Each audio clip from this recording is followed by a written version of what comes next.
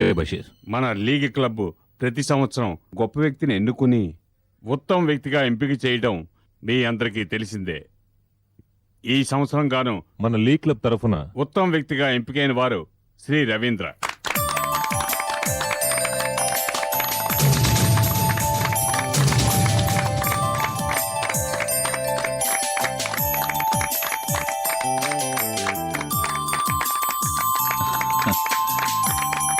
Thank you.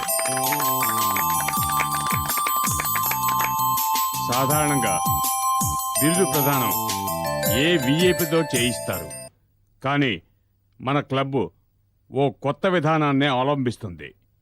బిరుదు పొందే వారి విజయానికి మూల కారణమైన వారి చేతే బిరుదు ప్రదానం చేయిస్తున్నాం. శ్రీ రవీంద్ర గారికి బిరుదు ప్రదానం చేయమని ఆయన విజయానికి కారకురాలైన శ్రీమతి సుధా రవీంద్ర గారిని వేదిక మీదకి ఆహ్వానిస్తున్నాం.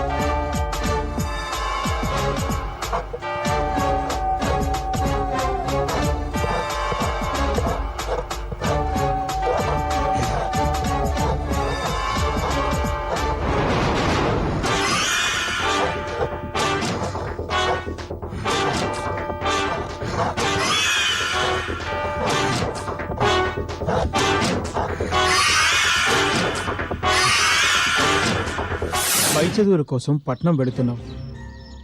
అక్కడ మనుషులు మనలా ఉండరు. నువ్వు వెళుతున్నది బాగా చదువుకోవడానికి.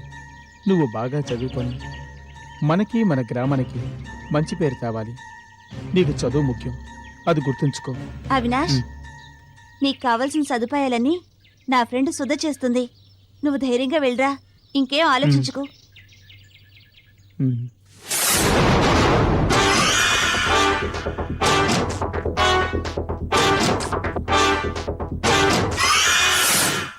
నా గురించే చెప్తావా? అక్క, నేను చెప్పలేదక్క. నువ్వు చెప్పకపోతే ఇంకెవరు చెప్తారా? నిజమక్క, నన్ను నమ్మక్క. నేను చదివి తీరాలక్క, అందుకే ఇవన్నీ సహిస్తున్నాను. నీ విషయం నేను ఎప్పటికీ బయటికి చెప్పనక్క. ప్రామిస్ అక్క, నన్ను నమ్మక్క.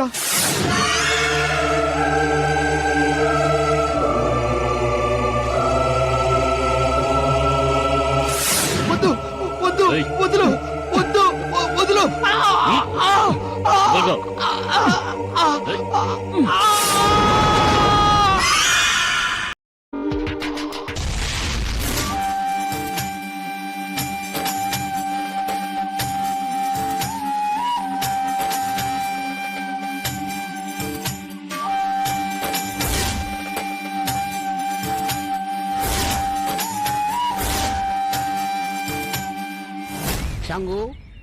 సహోదరా, నర్మద నా సాయాన్ని నిరాకరించి ఆపదల పాలైంది.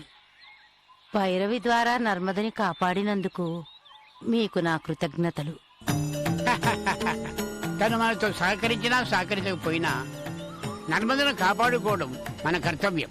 తండ్రి, మాంత్రికుని శిష్యుడు నర్మదని యక్షునికి బలి ఇచ్చి మన శక్తిని నిర్వీర్యం చేసి పూర్ణిమ ఆత్మని అపహరించాలి అనే పన్నాగంలో ఉన్నాడు. మాంత్రికుని అంతం చేయగల శక్తి ఉన్న నర్మద జాతకం ఇప్పుడు మాంత్రికుడి శిష్యుడి చేతిలో ఉంది. నర్మద మన సహాయాన్ని నిరాకరిస్తున్న ఈ సమయంలో వాడు నర్మదను తనకు అనుకూలంగా మార్చుకుంటాడేమోనని నాకు భయంగా ఉంది. భయపడకు, బుద్ధి కర్మానుసారుని. నర్మద కొన్ని రోజులు కష్టపడాల్సి ఉంది, అందుకే నీ సహాయాన్ని నిరాకరిస్తోంది.